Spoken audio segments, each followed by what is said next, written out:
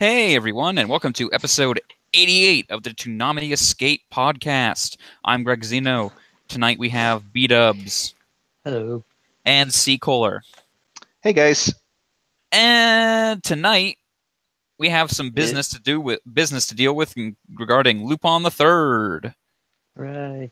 Because it ended. Yep. I actually remembered it was Tuesday today because I thought it was Wednesday half the day. Mm-hmm. Because I thought yesterday was Tuesday. And so, like 8:30 rolls around, I'm like, where's the podcast? Am I not doing it this week? No, you've been dropped. No. But before we get to any of that and the block, we have to talk about Dragon Ball Super. Not the actual episode that aired. The fact that Dragon Ball Super is over. Oh, we're still in the Kind news of. segment. Okay. Technically. Yep. Yeah, apparently I read a couple of I saw some I was like following that like from a distance and the people were like, "Oh no, it sounds like it might end. It sounds like it might end." And then I checked back like the next day and the thread was like, "Yeah, it's over." Well, I mean, it's over, but it's going to be back. I mean, come on. It's ending, and they're doing a movie, and that's probably going to wind up leading into the next series somehow. Which immediately will take 3 years for Toei to bring over. Oh, naturally. Yeah. Oh yeah. I mean, there's like 2-3 years between where we are now and the ending anyway. So did like the TV series, did it end at the end of like an arc, or was it just abruptly ended? No, it's ending in March or April when the arc it's currently on ends. I mean, it's a nice place to end it, but Okay. it's still so obviously not over that I literally don't believe it's not coming back. They have to think about A, how to erase the events of the previous arc in true Dragon Ball fashion. Well, I mean, and B, where to go from here.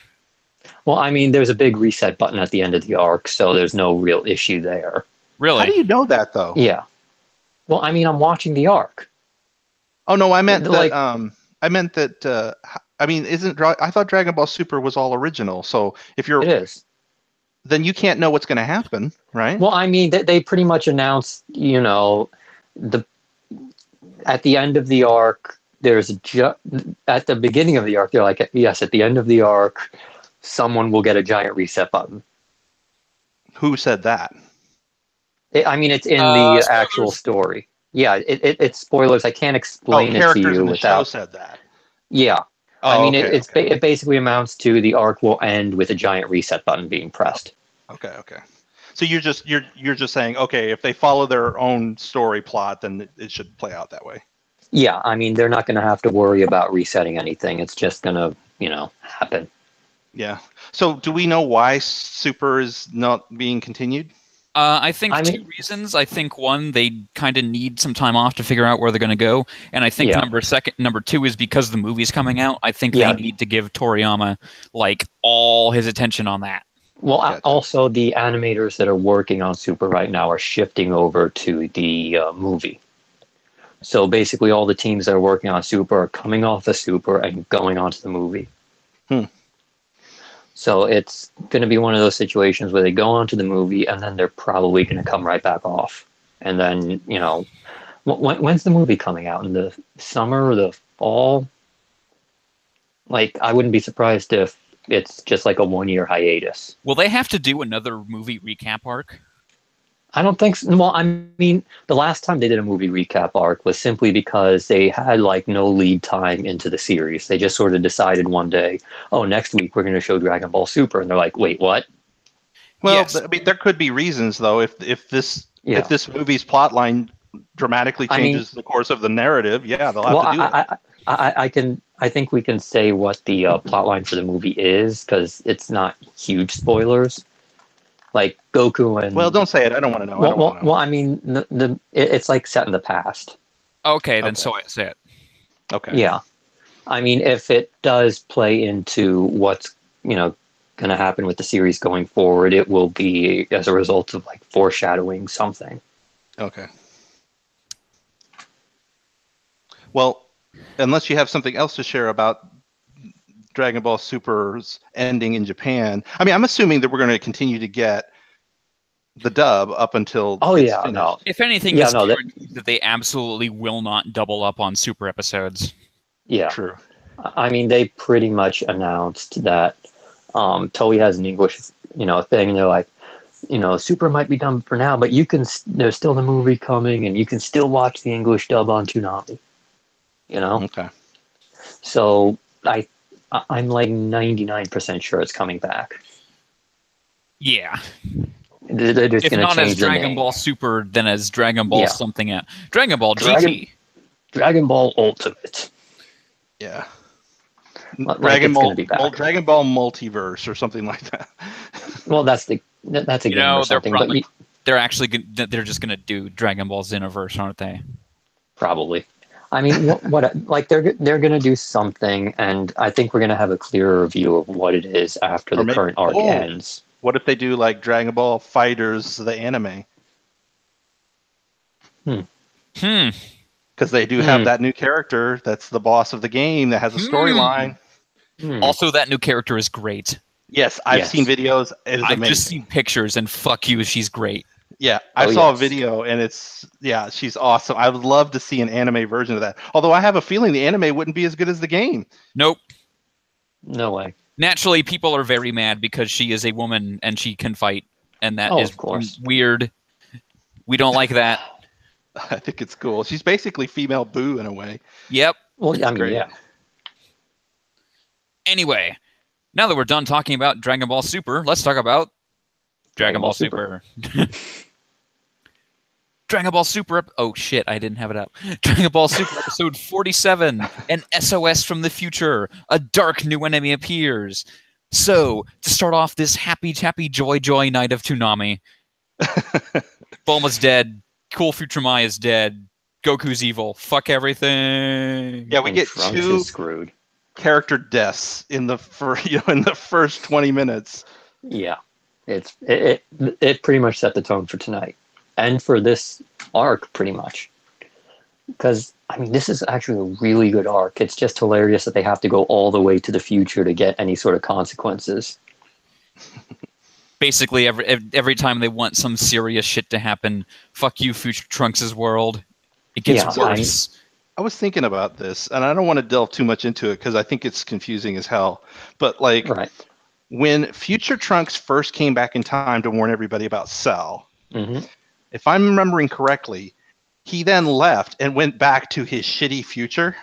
Yeah. Mm-hmm. And then this is that same Trunks living in the shitty future. Right. He didn't change the future, right? Well, no, he made it better after he got back. Like, it's split timeline. No. This is my point. They made a point to say that everything that they do will not change his future. Right. So he went back to his shitty, cell-destroyed future. Well, to his android. No, it's not about future, it wasn't about Cell. It was about the androids. He went back and destroyed the androids. The androids, right? I'm sorry, that's right. Which prevented it from becoming worse. Right. Until yeah. I mean, it got better for a while. I mean, I think he made it blew my mind. I just remember, and people, please, if anyone listening to this, tell me I'm wrong, but I swear they made a point in the episodes of Kai to point out that when he returns to the future, it's not back to the future where suddenly the world has morphed into be a better place. He just goes back to the same timeline he was before, and it's just shit. Mm-hmm. And if that's the case, and this is the same one, then it's weird because the question he just keeps coming back from his shitty future. The question you should be asking is, wait, didn't Goku die in his future? Yeah. Yes. Because everyone's dead in his future except him. He's like the last Goku. one. Yeah. Oh, by the way, a minor thing, but they basically for the whole episode drug out the fact that there's this character named Black running around and they hide his appearance, and it's like, come on. Everyone can't keep that a secret.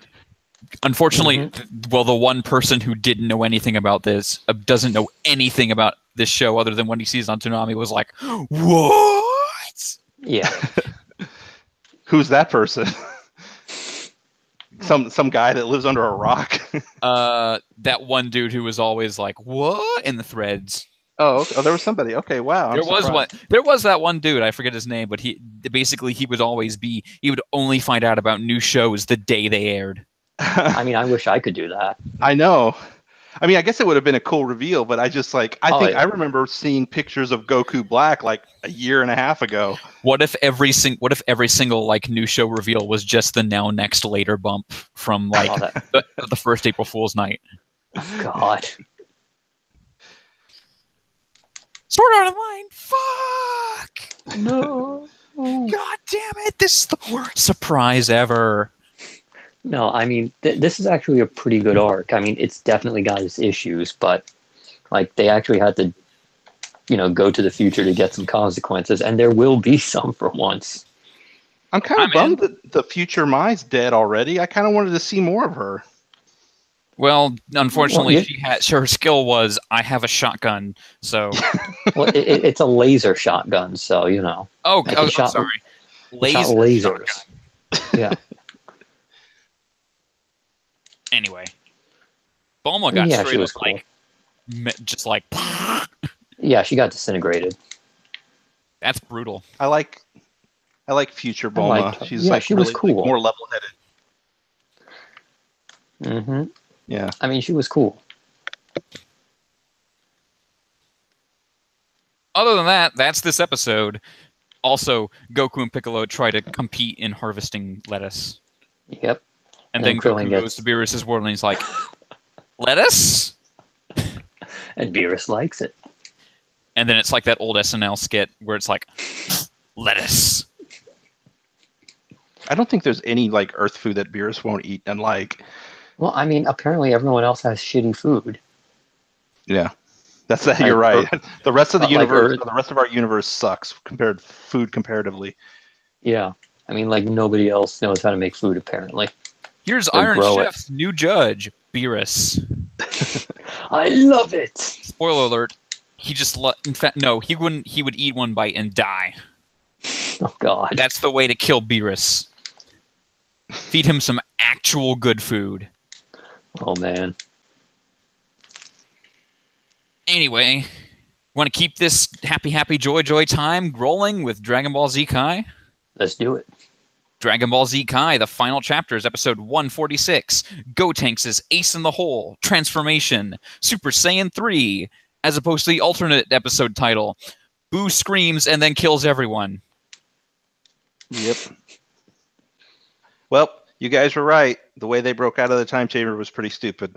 Oh my! I didn't know. I knew it was going to be stupid. I didn't know it was going to be that fucking dumb. Oh, it's so dumb. Fuck me. Fuck this. You can yell your way through time and space, apparently. If you're strong enough. Well, I mean, keep in mind, this was supposed to be like the top tier, powers. It wasn't supposed to be anything above this. You can literally just tell. There is no way that this did not get written in 10 seconds. Yes. Oh, yeah, totally.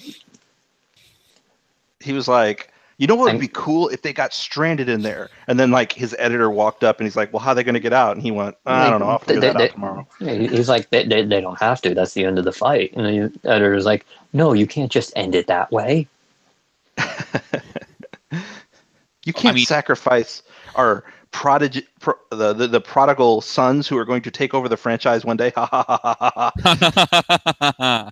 And please no, because they suck. Yeah. I mean, the problem... they suck when combined into one being. Mm-hmm. Like, they're not that bad separate, but Gotenks is fucking obnoxious. Mm-hmm. The only time he isn't is when he's legitimately mad. And that's like how this episode ended. Because he learned that Boo had killed everyone, including his friends and parents and everything, so... Also that, yeah. Holy shit. Krillin's like, run, I'll save you. And then Krillin was chocolate. And then it didn't matter because they got turned into chocolate anyway. Yeah. Infanticide, no big deal. Oh my God. Not a huge issue, It is only made slightly better by the fact that they aren't directly killed; they're turned into chocolate first. Mm-hmm. I still swear that everyone knows what's happening as they're eaten. They probably do. I'm pretty sure it's stated. Well, then Pan is like screwed for life. Marin. Or Marin, excuse me. Yeah. Also, Dende's probably dead, isn't that? Isn't Dende dead now? Yeah, he's gone. Okay, so about those Dragon Balls. Oh, good point. Yeah, about that. Oh, we do have backups. Yeah, there's the Namekian ones, but only Goku can get there. Yeah. And he's dead. What can't Goku do? Well, go to the new Namek, because, he's dead. That's never stopped him from doing anything. I mean, technically he could him not dead then. Yeah, I mean, technically he could teach, Gohan how to do instant transmission or something, but apparently that's too much trouble.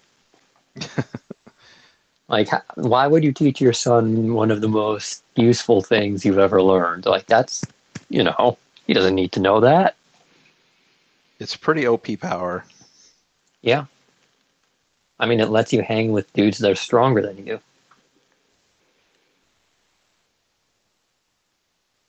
Yay! Anyway, so thanks, Gotenks. Maybe you probably could. In fact, you probably could have saved their lives if you hadn't done your stupid, like, oh no, I'm out of power. Yeah, I mean, you wouldn't have exploded the door, and then Boo wouldn't have screamed his way out. Yeah. And you could have maybe gone Super Saiyan 3 and killed him. I mean, if he had just gone Super Saiyan 3 from the start, he could have done it. Yeah, I think it's iffy whether he would have still won, but I mean, the problem is he can go Super Saiyan 3, but his name isn't Goku, so he can't technically win. Nope. Also, back in the Kai planet, Gohan is still getting a power up for when he can't win. Yeah. Still. Yeah, you weren't kidding. It's like, yeah, they really stretch this out. There are 20 episodes of this left. No kidding. Oh, we still haven't seen the kid Boo yet, which we know is a thing, and yep. I don't know how that happens, but I'm kind of hoping it happens, and then I'll be like, okay, finally, this must be you thought screaming his way out of the time chamber was fucking bullshit. Let me regale you with the tales of how Boo turns into Kid Boo. Here's the thing. I think the thing that I don't like about Boo more than anything is just this idea that, like, there are no rules when it comes to his powers. Like, he can just practically do anything. And that doesn't make for an effective villain, because it's like someone trying to explain magic, and you're like, well, what are the rules of the magic? And somebody going, there's no rules, it's just magic. It's magic. I don't gotta explain shit. Right. I mean, that's sort of the weakness of this arc, is that, Boo is a legitimately dangerous villain, but at the same time, he's just pure bullshit. Yeah. Like, and it's not helped by the fact everyone right now, except for the last two people. Yeah. I mean, it's on Earth. Yeah. I mean, he can technically be beaten by, people if they're strong enough, like Gotenks, who probably do the job. But, he's just too stupid. Like, if he had gone Super Saiyan 3 from the start and then used his ghosts and just nuked the hell out of him, no issue. I don't know. I'm not sure. I don't know. Anyway, I think it's just like, I don't have any basis for what Boo can't do.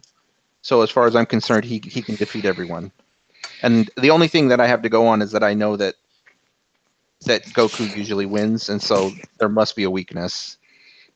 No, Goku winning is literally kind of a bullshit, ass pull move.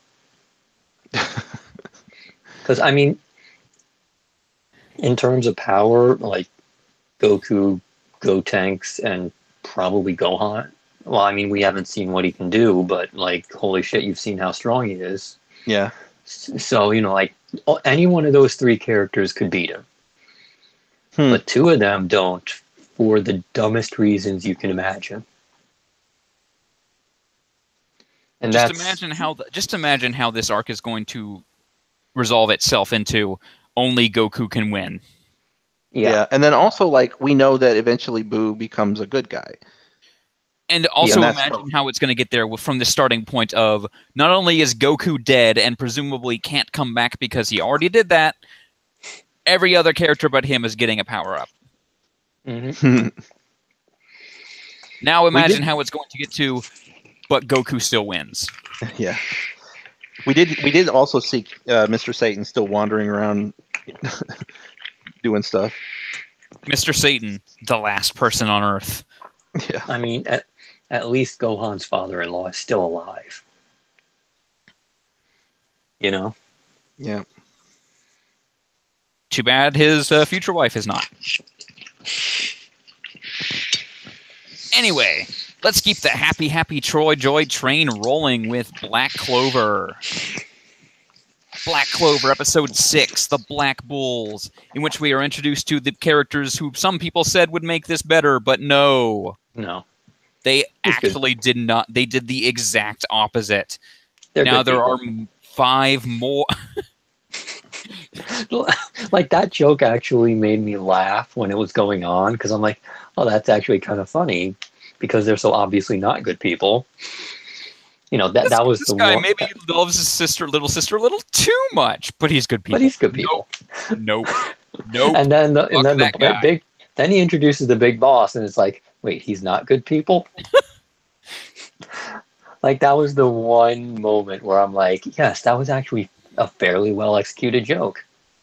I do agree with you though, Rex, that like, you know, after episode after episode after episode of nonstop Asta yelling, I was kind of hoping he'd walk into that door and there'd be some ordinary people in there. But what did he walk into? A room full of people yelling. And they yelled for like the next 2 or 3 minutes. At least one of them was Ian Sinclair yelling. Yes. The only bright spot.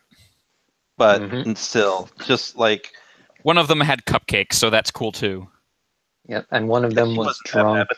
Just, like they were all so grating out of the gate. I know. Like, none of them were... Like this could have been another Naruto. Well, this is another Naruto, but Naruto's secondary cast saved it a lot. Yeah. No chance here. These guys suck as bad, if not worse. Yeah. Oh, yeah. Like, the cupcake girl was just... She was okay. Because kind of a one-note... She ate cupcakes and didn't say a goddamn word. Right, that's why. But then, like... And then the big, like, guy who looks like Gluttony, he just sat there. But then, like... The girl... And there's girl in underpants, because that's what she wears. Yes, that's weird. I was gonna say, like, that's her outfit. She isn't. You're meant to believe that that's like her hangover. Nope. But no, that's just what she always wears, apparently. Yeah, she just wears bra and panties, and then she goes around getting drunk and apparently banging dudes. There is also dude who looks like a kid, but is apparently super strong and just like has a smile on his face all the fucking time. Yeah, that's where it went too far. Like, it was like.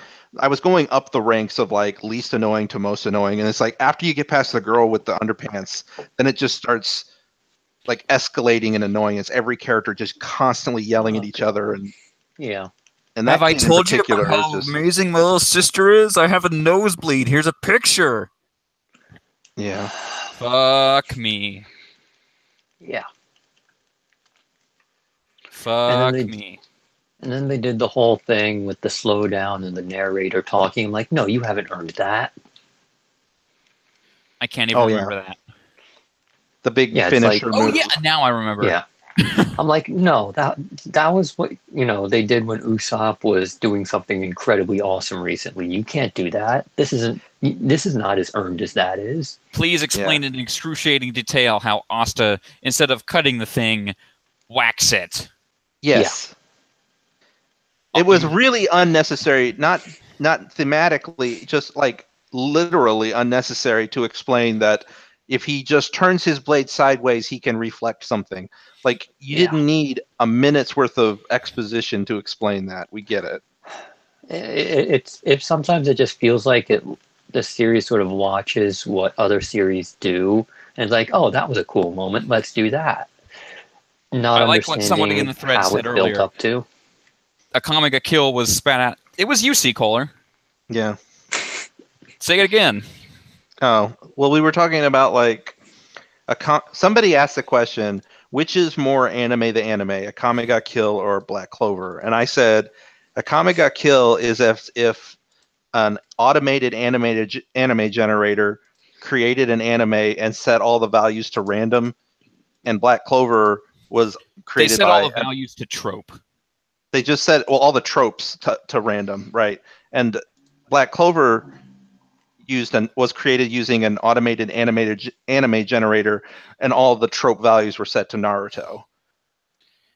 That sounds about right. But then you also increase the power factor by 100 so that the characters just constantly yell.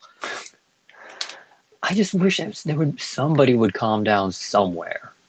Apparently, that's going to be Yami's thing. I don't know. You think so? I doubt it. He kept doing it in this episode where he was like, "Kid, shut up. You're talking too much." But he kept doing it. And then there was if Asta honestly did start like mellowing out, the show could get a little more watchable. I will give it that. Well, no, because now they introduced like 7 more Astas. Well, I mean, they all need to mellow out. Oh, and we're also going to get the absolute joy of being introduced to Tsundere Girl love interest next episode. Yeah. Oh, God, shoot me. I don't know. We don't know anything about her. She might be tolerable. I don't know. I saw what's her a name? picture from a future episode subbed where she says, "You're just lucky I got out of bed this morning." Okay. Says something along the lines of, "I'm a royal. You're lucky I got out of bed." Oh, I get it. Okay. So, yeah. Nah.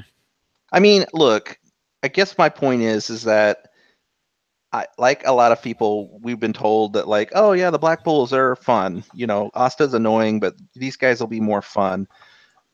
But they like Seda was in the thread. He's just like, this is obnoxious. It is. These characters, they're just like, shut up. And they never stop. Maybe they'll mellow out.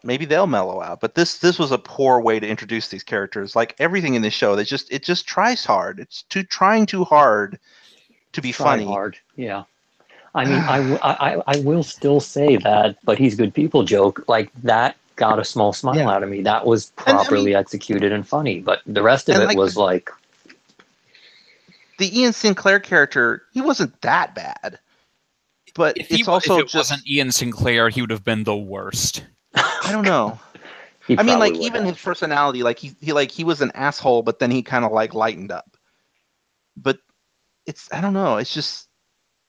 Why do you introduce your characters this way? It's like the guy who wrote this just thinks it's hilarious that characters just yell constantly.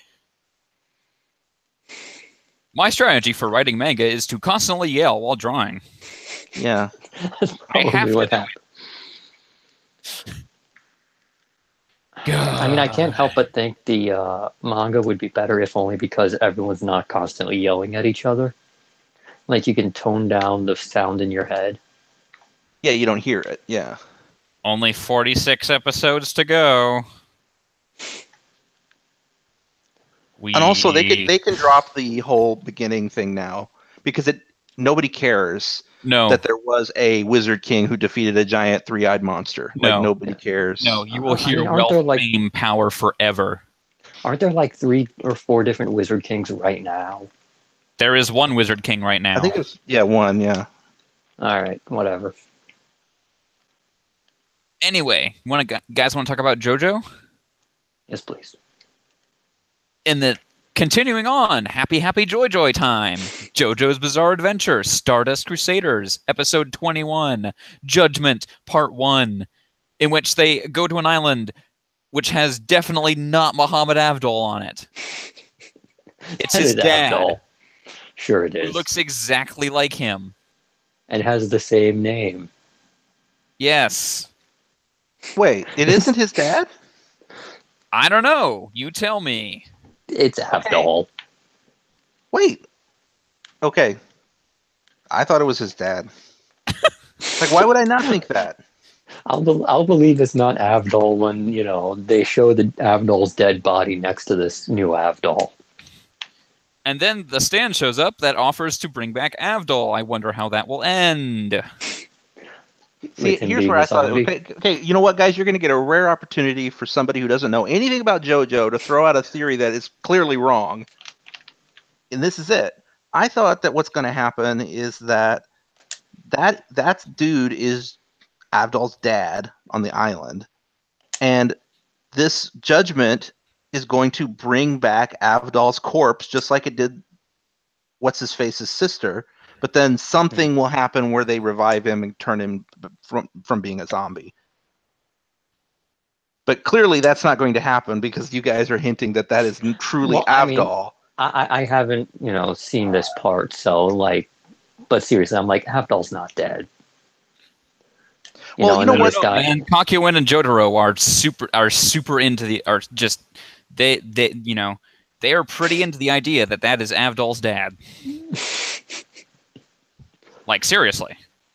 I'll tell you what, when it turns out that he is Avdol, I didn't see it coming. Because, It didn't even look like Avdol, exactly. I don't know. He has chickens named Michael, Prince, and something, I forgot. Michael, Prince, and Lionel. Oh, yeah, Lionel Richie. Yeah. More music references. This is not, I gotta say, this is kind of not a great stand fight. Yeah. I like this more than the baby thing. It's not so much that it's a fight, though. It's just that it's just weirdness. It's oh, weird. You bring people back and getting your wishes. And I like, hail to you. I liked Polnareff Land. Oh, that was great. I mean, being Polnareff is suffering, so, Oh, Polnareff. Does he ever have a good day? Because I feel like every day of his life is the worst day of his life. Ignorance is bliss. Yeah, I think. And let me tell you. Go ahead. No, you go ahead. I was just gonna say I think he gets along just fine. I think he's kind of aloof. He'll have a bad day, and then the next day it's all roses and sunshine. I don't think he's depressed. I think he oh shit, and then the next moment he's like, ha ha ha, this is great. Well, yeah, I mean he's an idiot, but it does feel like every day of his life is worse than the one that came before it.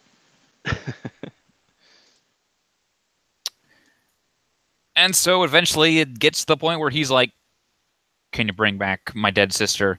And then the monkey's paw curls up a bit, and she's a flesh-eating zombie. Who wants to eat him? I mean, who didn't see that coming? Yeah, that was pretty obvious that she was going to be a zombie or something. Yeah. Why are these birds eaten? What could possibly have caused this? Yeah, that's the problem I have with Polnareff. It's just come on, dude. There are generally two levels of stupid in Stardust Crusaders. Polnareff being attacked by an obvious stand and taking him 17 minutes to figure it out, and everyone else not going immediately. Oh, Polnareff is being attacked by a stand user. The second Polnareff is out of their sight for more than a minute. Yeah. Hell, more than 30 seconds. If you haven't seen Polnareff in the last 30 seconds, find Polnareff and kill the stand user. Yeah, find the stand. Polnareff is your stand user alarm. At least this time, Polnareff figured out right away that the genie was a stand. He didn't are you a stand? He's like, no, you're a stand. I get it. But no, then he had then after the gold, he was like, I guess it is a genie. Oh, did he? I forgot that.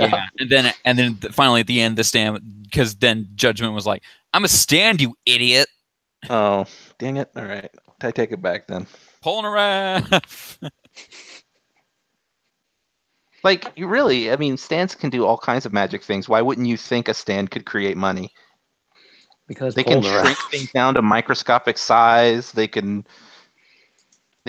put you in an alternate reality. I mean, I will say that Judgment's power is not kind of that.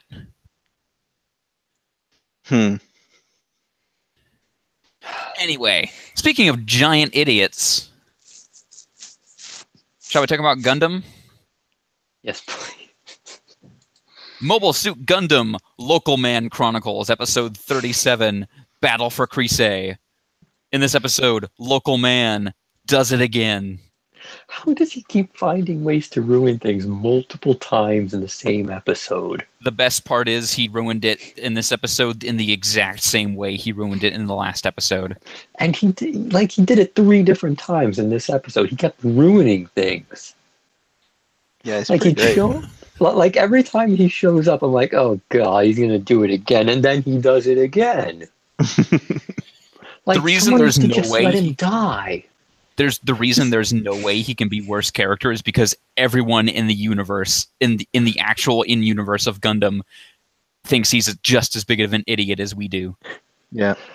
I mean, like his bodyguards or the people that work for him or anyone or literally everyone who keeps saving his life are the worst characters ever for letting him live.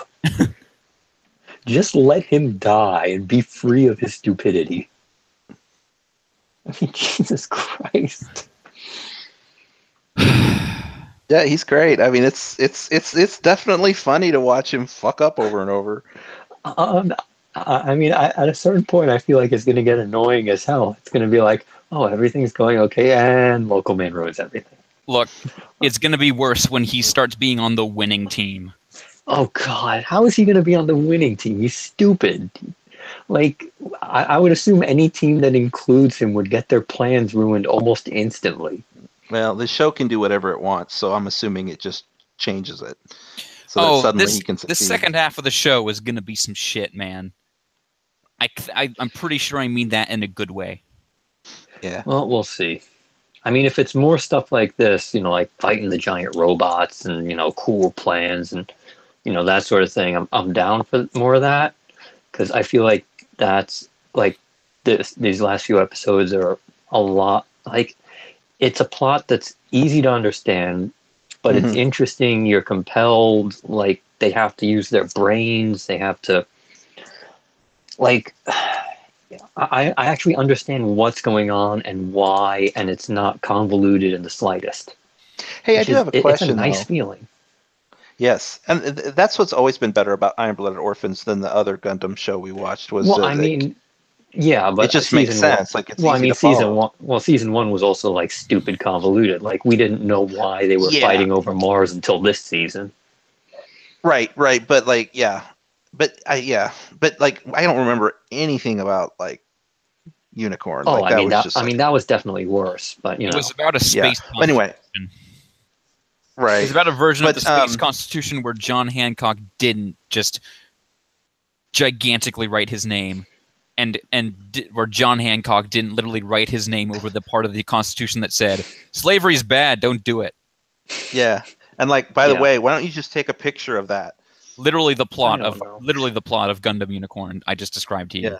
Yes. Yeah, like you can only believe this Constitution is real if you go to a broken space station and find it where anyone could find it. And by the way, I'm pretty sure pictures and video would probably exist of this thing being signed. But you know what? Let's forget all that. After literally being led on a big scavenger hunt, which started at the exact place you end at.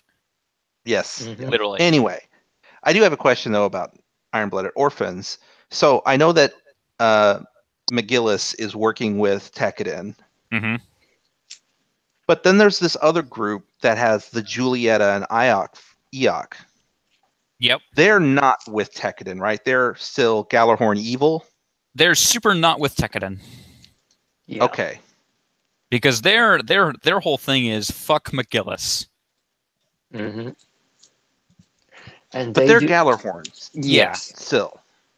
Also, Galahorn is not like him. Galahorn is dumb.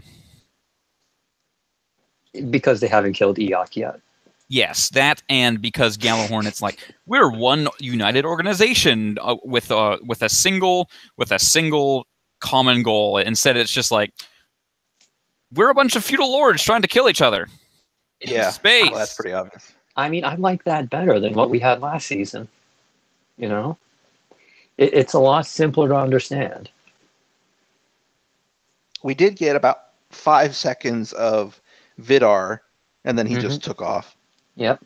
Yeah, his name is definitely Vidar and not that other dude. Yeah. That other dude. I mean, we all know who the other guy is. I can't This scene remember was his name. basically him showing up to blab at McGillis, and McGillis kind of just grimaces and doesn't say, "Hey, it's Galio."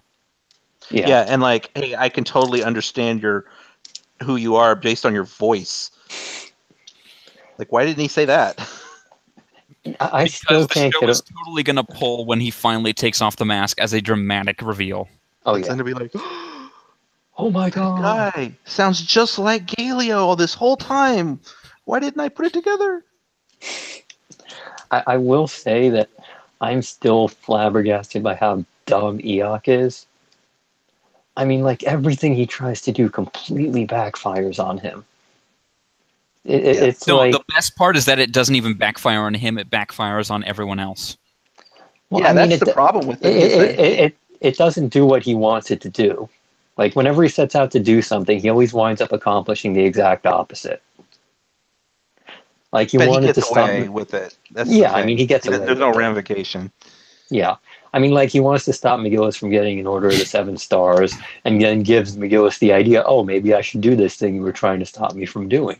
Now they're all trying to kill this thing first to get the Order of the Seven Stars. Yeah. And it is weird to me that this thing is, like, kicking everyone's ass so much. Yeah. I mean, I know that those were, like, built to exterminate the human race and all that stuff, but, like, it's just, like... It's badass. You know, if those things existed, like, hundreds of years ago, you'd think, like, somebody would have maybe, like, tried to figure out where they were in case it would happen again. Well, I mean, couple hundred years, people forget stuff. Yeah, it's not like the future or anything when you can document everything. Well, man, the Calamity War was some shit. Yeah, well, I mean, they went through, like, almost genocide. I can't really blame them for, losing track of some stuff. I'm going to say that was the only reason I could give it that makes sense, is that, like, maybe a lot of records were lost in that time when the human civilization almost collapsed. Yeah, I mean, that's basically the only reason I'm letting this fly, is because I'm like, all right, they almost underwent a genocide. They're obviously going to lose some information. Yeah. Maybe this thing probably flew under the radar as a result. So, because, also, like, regarding... Oh, go ahead. Oh, sorry. No. I was just going to say that, like, someone built the Gundams. Like, all that knowledge must have been lost because they just act like these things are, like, nobody can make a Gundam. And yet... It's a Gundam! I know. It's like, oh my god, this is the Gundam with the special name from hundreds of years ago. And I'm like, if you know all that, and you know how to fix these things, and all this other stuff, it's like, why don't you just build more Gundams? They don't have Gundanium, or whatever the hell they use. Oh, really? Or, like, I have no idea. Why do you think they're fighting over the hair gel mines of Uranus? Because Orga needs his hair gel. Everyone needs their hair gel. He can't keep that blade on his head sharp without that hair gel. Are you guys going to get the DLC for that Gundam game that's going to add Atra and Orga as voices to the game? No. Did you see that? The question is, who even has that game? I don't know. Apparently, they're adding Burning Gundam and Master Asia, so, that's going to be hype. DeMarco, please show G Gundam. God damn it! Please, it's an HD. Just move over the vocals. It'd make a good replacement for Outlaw Star.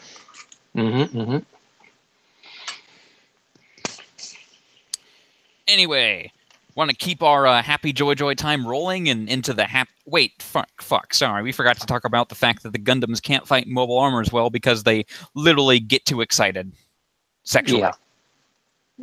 Oh, I like that. Okay, yeah, we didn't mention that moment where, for one of the only times ever that Mikazuki disobeyed an order, or, well, not disobeyed, but, like, went against Orga's wishes.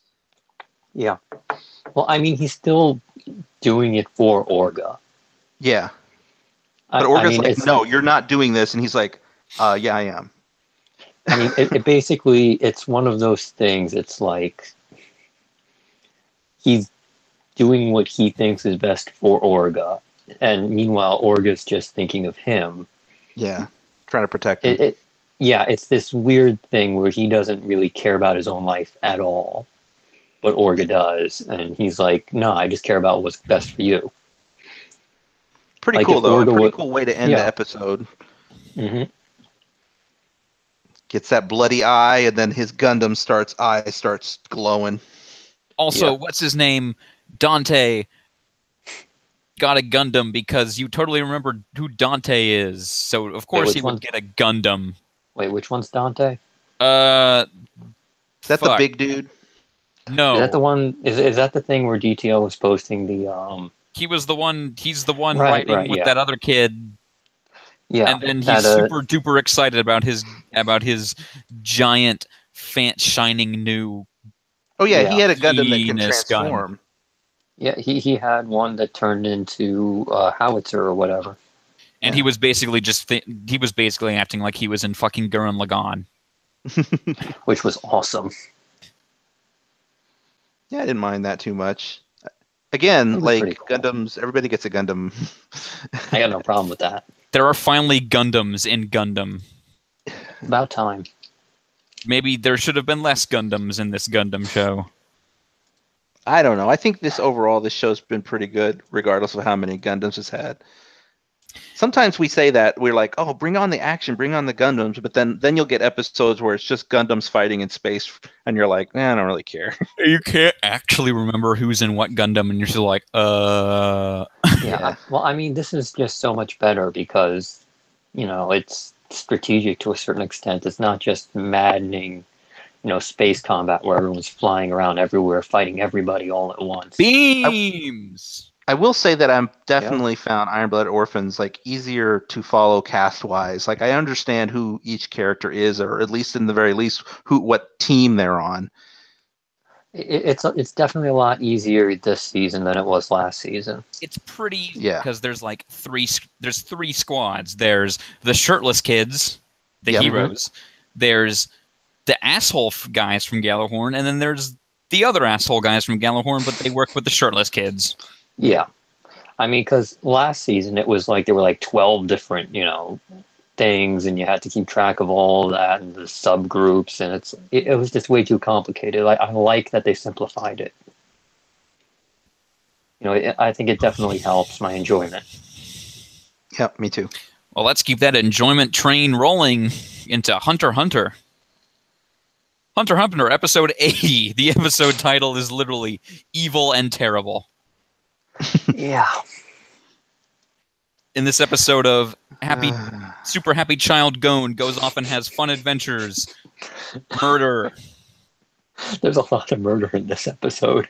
A horrifying backstory for a character who literally has not shown up yet in the manga and never will. No, he showed up last episode for 30 seconds. He was the guy in the black hood in the chair. A character whose importance is teased and still hasn't happened 15 years later. So, yes, okay, just to be perfectly clear, because everyone in the thread was saying that, you're telling me that they spent nearly half an episode introducing the backstory to a character who is now gone from the show? Pretty much. Well, okay. It was an entire chapter in the manga, but he's going to show up one more time in this arc. Oh, okay. But it's going to be one of those things where he's essentially being built up for later. Okay. It is basically the author saying, "This is the final villain." Yeah, he's more or less going to be the final boss, probably. If not the final boss. Ow, my back and Dragon Quest. Yes. Weird. Yeah. Well, I mean, technically his back is doing better now, so Dragon Quest it is. So yeah, yeah, that was some depressing storytelling there. Oh yeah, and this guy's life gets worse because he got eaten. Bad. And then, man, yeah, no, he got eaten. He gets eaten by the queen. So then, how is he going to be the villain later? You'll understand later. Because I know he's not. I know Okay, never mind. It's a little bit of spoilers. I think most people have already sort of figured it out, based, how the ants, work eating the humans based on context clues so far. But it's going to be very blatant later on. Okay. So why did Togashi have to kill the two that I like? Because that's what he does. Welcome to Hunter x Hunter, motherfucker. Yes. You looked at the cast, happy and smiling in that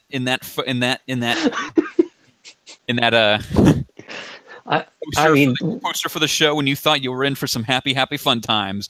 But you sat through York New City, and you still expected happy joy times. And now you're at the Chimera Ant arc, which is probably even counting the modern stuff, the new stuff that's coming out, this is easily the darkest part of the story. This is not even this episode was not even close to the darkest shit you're going to see. No, I mean this is just this is literally just setting the tone for later on. I really liked Pakal and Ponzu. They were cool characters. They were nice guys, which is so fucking rare in this world. Yeah. That's why they had to deserve. I know, exactly. It's so obvious, but at the same time, it's frustrating because I really, if there was anyone I wanted to escape from this, it would have been them. Also, unfortunately for Pakal, he's not dead yet. Not yet. Oh, that's right. Yeah, he got captured. Yeah. Really, unfortunately for Pakal. Yeah. Yeah. Ponzu got it easy. Well, she was brutally murdered and then eaten. I know. Hey, man, she was probably dead after that first shot. Well, yeah. I hope so. But it's basically they died to show you that nobody's safe here, even the characters you might like. Yeah, and they were in that case. It was a good choice because those are likable characters. But I know it's dark. Like them a lot, and it sort of makes you wonder, who's next. Mm-hmm. Yeah, I wonder who could possibly be next. No, Stick Dinner, no! Apparently it's not going to be Stick Dinner because they literally got sent out of this arc. Yeah. So you keep saying that, but I thought he was still around. No. So now it's just Gon and Killua because those other guys that were with them he was like, shit's real bad. You guys go back out of the NGL. Oh, that's right. Yes, he sent them away. Yeah. Yeah, he sent them off to go get the other hunters and, bring lots of backup. Right. So those guys' lives were spared. Yep. Nah. At least maybe, they still got to make it out. Oh, Stick Dinner, we hardly knew ye. There's still an opportunity for him to be eaten, He's still got to make it back out the NGL. Also, apparently the NGL isn't even just a narco state. It's just it isn't even North Korea. It's literally just bison land. It really is. It turns into North Korea later, but right now it's just bison land. And they have bison dollars as their currency. Yes. Bison dollars, of course, are only made with all natural ingredients. Cocaine. Bison dollars. Each bison dollar is worth 5 UK pounds. Or at least they will be after I've kidnapped their queen. Anyway, what else was in this episode? Let's see. We saw what's his name? The ant guy we like? Colt. Yeah, Colt. One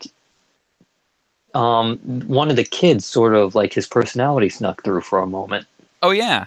He was like, I've got to protect Reina. What? Wait, who? It's who's Reina? I didn't say Reina. His personality snuck through for a second. So, apparently he's still in there, which is weird because, he was eaten and then. Well, it basically makes you. What do they call that metamorphosis thing? It's from Assassin's Creed. They call that genetic memories. Yeah. No. I meant there's that word that they use. Animus and go assassinate some people. They have that word that Hunter x Hunter uses for how Phagogenesis. Thank you. Yes, Phagogenesis, yeah. yeah. The reason you Apparently, couldn't remember is because you eliminated it from your mind. Yes. yeah, yeah. It's one of those things. Like it makes you wonder. Like okay, so someone just ate like the most evil dude in the world. What the hell is he going to be like when he comes out? Yeah. You're trying not to hint, but we get it. We know what's going to happen. Well, I mean, they basically said, in this episode that the people they eat are deep down in there somewhere. Mm-hmm. So I wonder who the penguin was. Was he like some scholar? Yeah, it's gonna be funny. It's like, okay, so who is that guy? Who is like the chameleon guy? Because he's pretty lazy. Like I don't think we were in. I mean, I will say I'm a little disappointed we weren't introduced to all the characters these people became. But at the same time, I'm like, it was a good decision not to do that. Because that would have taken up a ton of time. Yeah. Man, the Hunterpedia article for Gyro is pretty sparse. Well, there's not a lot to go on. There's basically this and one more episode he features in. Yep. Anyway, anything else from this episode? Gon, Kite, and Killua are all headed straight for the ants. Straight for Murder Town. Yep, they're going right to Gyro's hangout, which was, the arc will be over soon because here come our heroes. Yep, they're going right into Murder Capital USA. Well, I mean, technically, if they can find the Ant Queen before, the king gets born, they might be okay. Yeah, maybe. We'll see, won't we? Yeah, we know that won't happen. It's in the opening. They show him. I don't have to see the show to know that will happen. Because they put it in the opening that there's a king. Oh man, he's gonna be some shit. Yeah. I even know what he looks like. He's the first thing you see when the opening begins. He's a Frieza-looking dude with a turtle hat. Yeah. I thought he looked more like Cell. Cell-looking dude with a turtle hat. Anyway, shall we finally talk about Lupin the Third? Yes. Mm-hmm. Lupin the Third, Part 4, Episode 26, World Dissection Part 2. In this episode, that one episode of Looney Tunes. I thought it was Inception. And no, it's that one episode, both. It's together. It's Duck Amuck and Inception. Yeah. Yep. I like that was Duck Amuck. Pretty Duck Amuck, though. Yeah, it was. And then the memories were a ring, and some Lupin bullshit happens. There's always some Lupin bullshit. What can't Lupin do? He can outsmart Leonardo da Vinci. He can't escape from Pops he can't keep Pops away from him. Pops keeps finding him. Even in their dreams.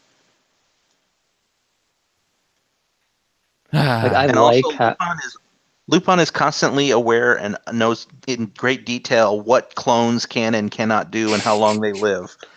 How does he know this? You're about to cough up blood right now.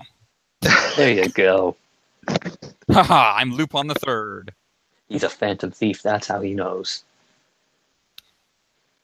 I'm pretty sure he's false. Episode, Rebecca tears up the marriage certificate because Rebecca will no longer be appearing in this show. No, she will not. Gosh, I'm going to cross every finger and toe that she does at least show up in the next series. Nope. I mean, we don't know that. It's unlikely, but not show up in the next series. Yeah. I mean, her story arc is done. Yeah. Anyway, getting back to the episode, though, at hand, this was definitely by far the most Persona of things other than Persona.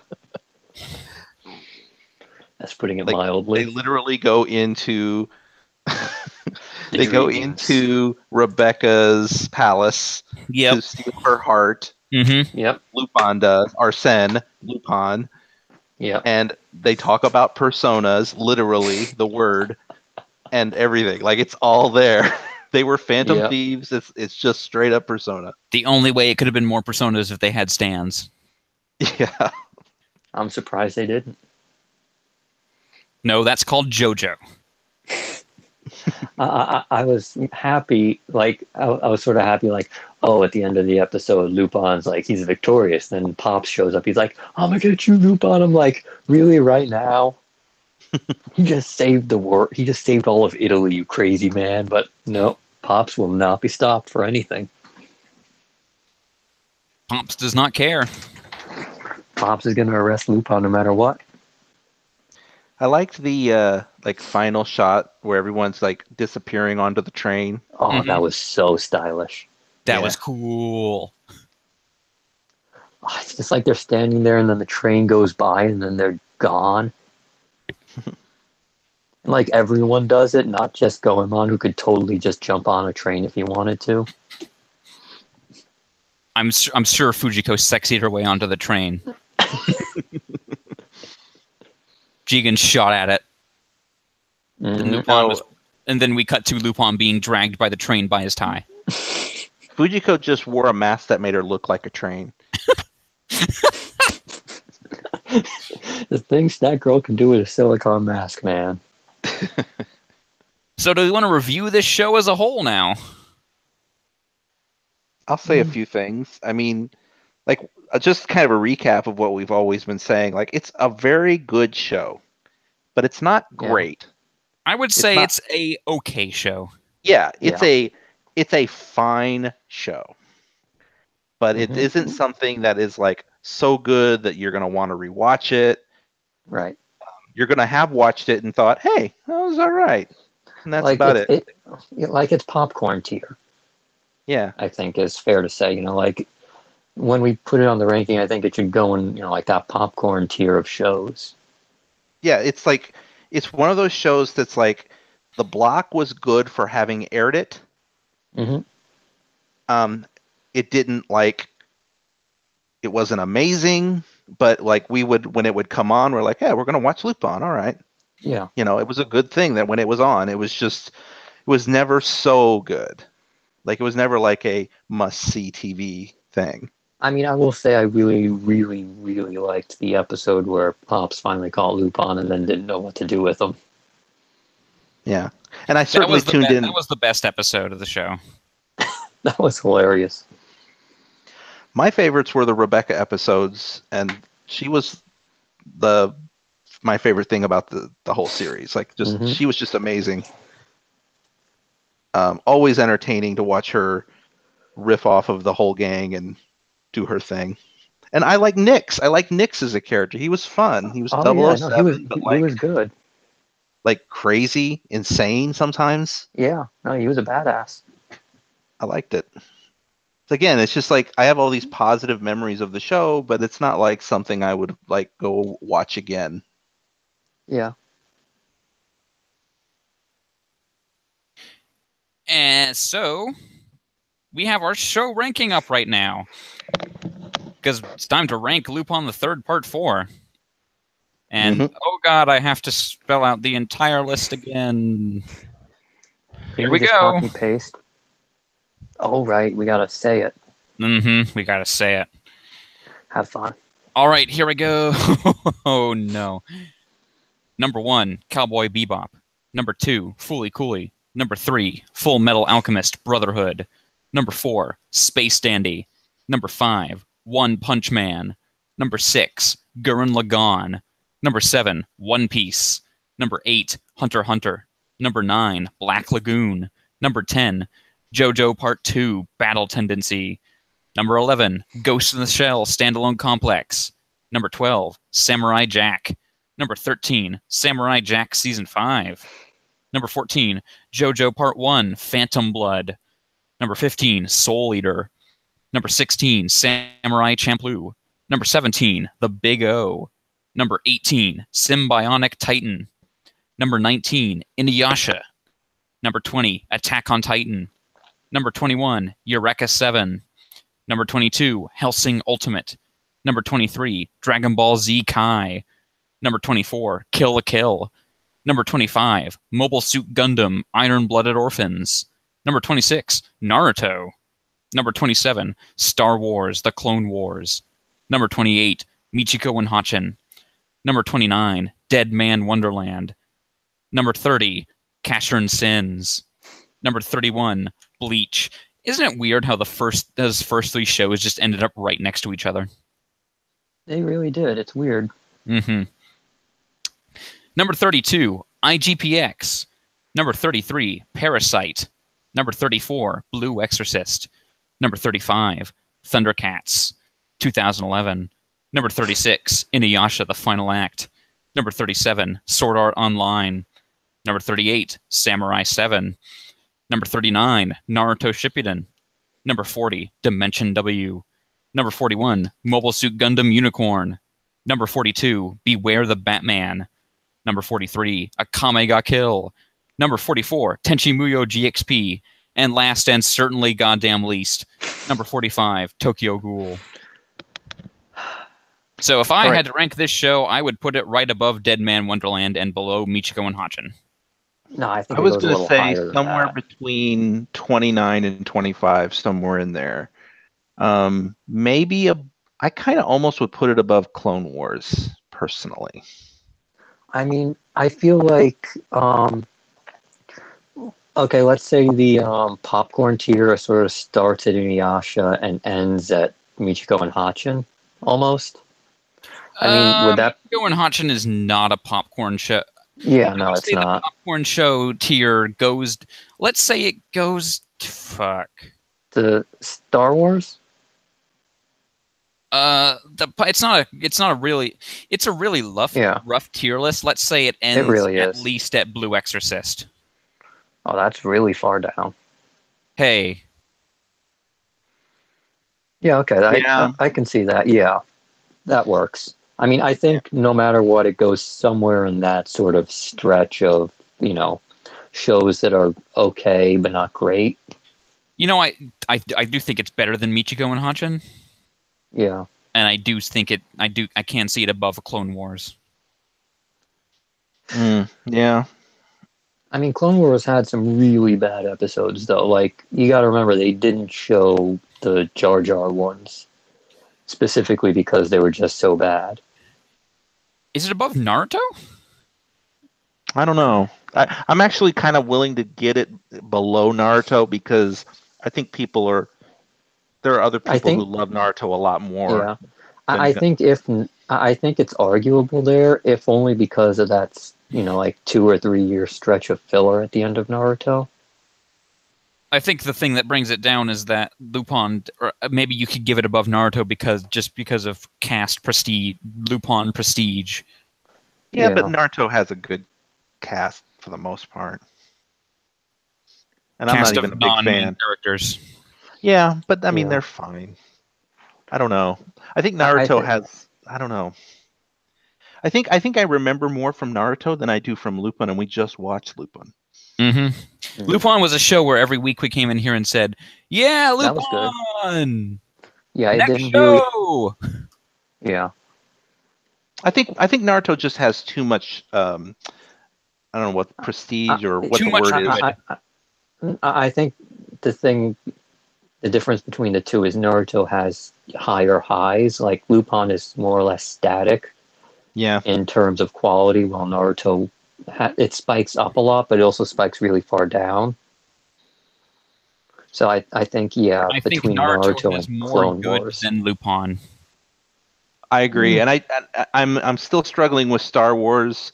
I personally enjoyed Lupin much more than I did Michiko and Hatchin. Although Michiko and Hatchin had its moments. Clone Wars honestly also probably has more good than Lupin.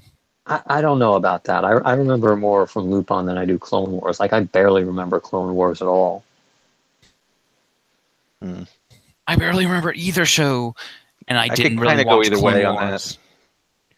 I definitely enjoyed Lupin more than like Dead Man Wonderland and Casshern Sins. Yeah. So it's either it's either above or below Clone Wars. Yeah, that's pretty much it. Almost kind of directly in the center of our list, almost. Yeah, which I mean is fair. I believe, ironically, Kai is the closest thing to dead center. Yeah, it is, isn't it? I'm surprised yeah, Kai no, is as high as it is, honestly. No, it will be dead center after we put this in. No, it is dead center right now because... Oh, you're right, because it's odd number. 23 of 45. Yep. Yeah. Dragon Ball Z Kai, the most middle... Like that screen of Nappa. I'm a mid-tier warrior. Dragon Ball Z Kai, the most mid-tier thing of all time. You know what? Okay, I'm willing to put it... I would argue... I'm going to vote to put it above the Clone Wars. I think it was a better produced show and definitely had better characters than Clone Wars. Sure. Yeah, I mean, when you have to take out episodes from the show because they were so bad, I think it's, I'm going to go with that. Yep. Alrighty then. By the way, Kill la Kill is way too low on this list, but I know we agreed on that. But it's way too low, in my opinion. It's good exactly where it is. Kamega Kill. Oh, I think that's a fair spot. So, Lupin the Third Part 4 is number 27 in our list, below Naruto at number 26, and above Star Wars The Clone Wars at number 28. Cool. Seems fair. I think we're going to have to readjust Iron-Blooded Orphans when we finish this season. When it ends, we will come back to its ranking, and we will see if it goes up or down, or not. I think if this season keeps on the track it's on, it's going to shoot up a couple of ranks. Yeah. I don't know. Also, I mean, this is a lot better than it was last season. I'm going to say you may not think it's on a wildly different track right now, but it will be. Cool. That's good news. I kind of like the track it's on now. Tokyo Ghoul has to stay at the bottom. Yeah, that's not going anywhere. I'm sorry. Some people thought it was a hot take, but no, fuck that show. That is not a hot take. That is a fair take. I refuse to believe that is a hot take. It's not. I think we're going to have to talk about... From now on, now that we're doing like instant rankings after a show ends, everything is a hot take. I'll tell you what, man, when we listen to those clips from that show, like the one of him being tortured, like I just immediately was like, oh yeah, this is bad. Yeah. The only one worse was the Stardust Crusaders one, because that was like, oh god. What were they thinking? This is even more side-eye worthy without the visual. The visuals make it better. The visuals that's sad. The visuals give you more needed context. Yeah. I will say I'm sort of interested to see where SAO is going to wind up after we get the next season. Yeah, that is going to be interesting, huh? Because, I mean, it's either going to stay where it is or it's going to drop down. I will say that right now, I almost feel like Inuyasha the Final Act is a bit too high. I don't know. I feel like we ended up giving it more credit for having the characters from Inuyasha than it deserves, and maybe it should actually be like below Samurai 7. We debated for hours over this. I'm pretty sure this is where we're probably pretty happy with what we're Someone came up on the Google sheet as anonymous Nyan Cat. Yeah. It's not me. Not me. Well, it's one of you guys. Well, I don't know. I don't have it. One of you guys. I think you're the Rhino. One of you guys. Oh no, that's me. Okay, that's me. Good job, anonymous Nyan Cat. Yeah. remember when Nyan Cat was a thing? Yeah. God. Honestly, I think Inuyasha's like the Final Act's main problem was simply that it was paced insanely. Like they'd go through entire volumes in like one episode. That almost makes it like a perfect partner to Dimension W. Yeah. I'd still say it goes above Shippuden because it never gets that bad. Like it actually slows down near the end and takes the time to do it right. Anyway, we're not doing that today. We're doing that in like 4 years. Yeah. Mm-hmm. No, you know what? We're doing that in 4.5 years. Oh. Wait, when did we do this? We did it last summer. Oh shit. Okay, so every 2017, 5 years, 2017 was a year, man. that was a long ass year. And this year is just 2017 on speed. I could have sworn we did this in 2016. No, we did it for the 5-year anniversary. You're right. I know that the Rundown people, the Showdown people did it. That did theirs in 2016. All right. And then did another update last year. Anyway. Yeah. So yeah, Lupin the Third, a bottom half show.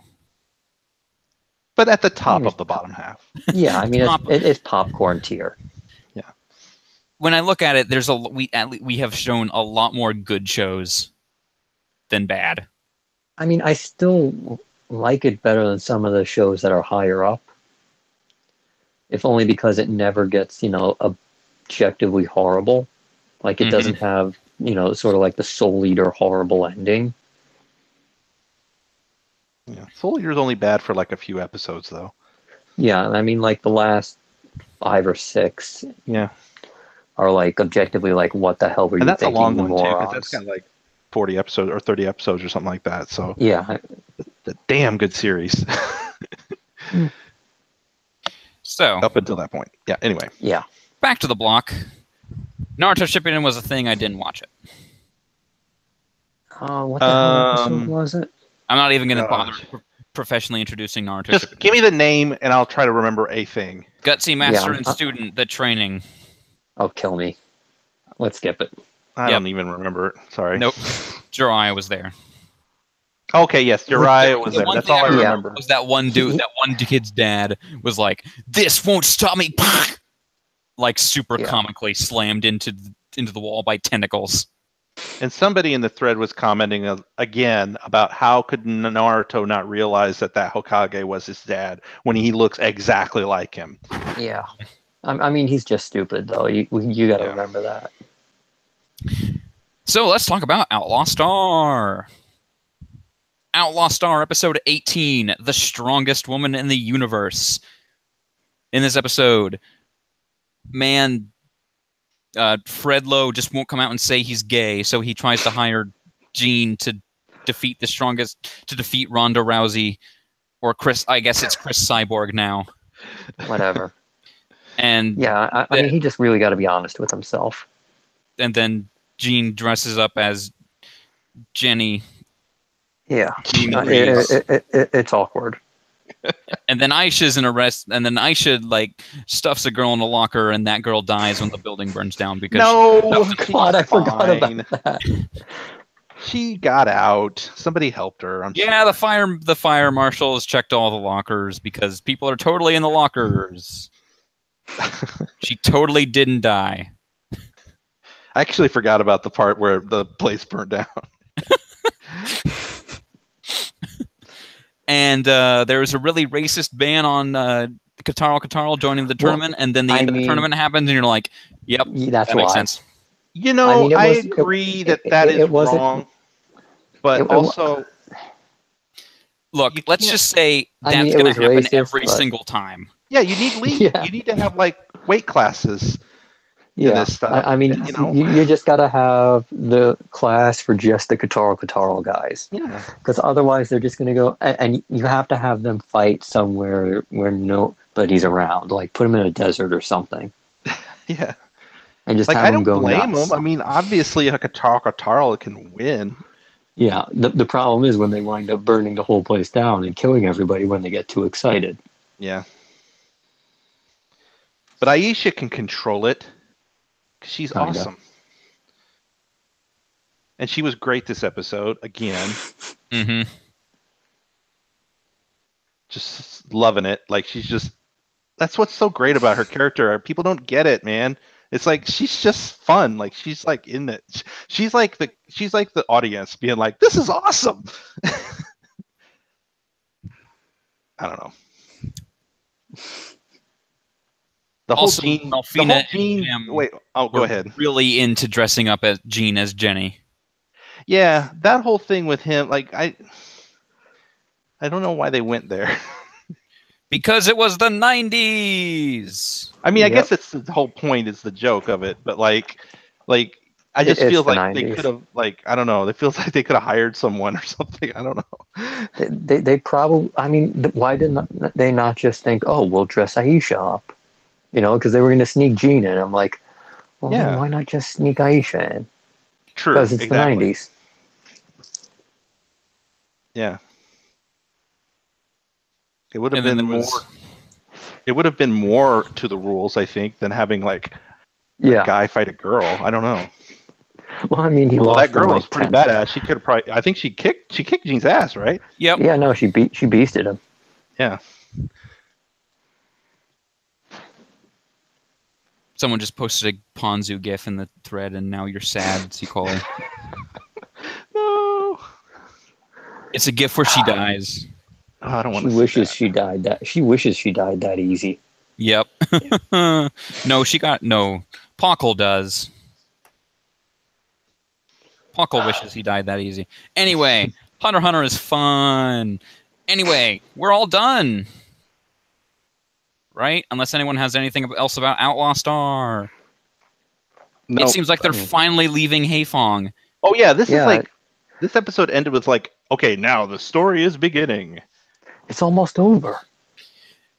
Penultimate episode. The story finally begins. I mean, it sort of feels like this should have been like a 12 episodes, long thing, but then they're like, no, it's got to be like 30 or whatever. Well, this is all anime. Back in the day was 24 episodes. I mean, they always are that way. It was basically like, it's a crazy space adventure that takes place entirely on Space Chinatown. Yeah. I mean, it's just one of those things where I'm like, if they'd cut the episode count in half, it'd probably be better. Like, it's the synopsis for the entire series is Gene Starwind and his crazy crew go in search of the galactic ley line. After episode 18. The rest of the time, for like, there's like 6 episodes they just spend in one place. Wait, no, not 6, more like almost 12. They've been kind of on and off Haefong for this entire show. Because they're still because remember it was like, hey, it's the beginning. Here's Fred Lowe. They're still talking to Fred Lowe in person. Fred Lowe is not gallivanting around the galaxy with them. Mm-hmm. They haven't gotten out of the starting town. Yeah, I can't think of anything else that really happened. I mean, they just wrestled and okay, we forgot to mention that there was another Katara. Well, no, she was not a Katara. She was a werewolf. She was just a straight up werewolf woman who worked for the bad guys. Also, apparently the Katara are wolf people and not cat people. I thought they were tiger people. No, that was a wolf. No, that's what I'm saying. No, she was a werewolf. Aisha was a tiger. Was fighting was not a Katara. She was a wolf. Like, she was a werewolf. The Kataras are cats. It's complicated. It's weird. Yeah. Yeah. Aisha's beast form super did not look very cat-like. It looked like a tiger. It had the stripes and whatnot. I agree. It doesn't look quite like what we think of, but apparently it's a cat. Yeah. Okay. But the other one, the one with the weird eyeballs or the glasses or whatever, that girl, like, she was like, I thought for sure that she was a Katara, but then they just make a big deal about the fact that she's not. Yeah. And I'm like, okay, why do that? It's so weird. Yeah, she's like a werewolf or something. Yeah. I feel like they wanted to do like another season of this or something, but then it never happened. Mm-hmm. Because it's kind of apparently part of this shared universe type thing where there's like 2 other shows that are sort of in the same universe but don't feature the same characters. But it probably never took off. Yeah, it's weird. By the way, I'm just I'm looking up on a wiki just to confirm it. Yeah, it's that whatever that woman was. She was a werewolf. It's just weird. It was just like out of the blue. There's werewolves in this show. Yeah. They technically call Aisha's other form a beast form. They don't say cat. They say beast. Well, I mean, she's a tiger. Come on. Kind of. Yeah, she's got the stripes and everything. Anyway, anything else about Toonami? Everything was happy cookies and flowers. Yep. What should the episode title be here? We're good people. We're good people. I like it. Do it. Did I put a picture of the Black Bulls or whatever? We're good people. Yep. Please, good people. Except the guy who's not. Yeah. Yep. Anyway, well, there's two guys that aren't good people. That'll do it for episode 88 of the Toonami Escape podcast. Thank you, B-dubs. Okay. Thank you, C. Kohler. No problem. We'll see you guys next week for episode number 89. Good night, everyone. Yay.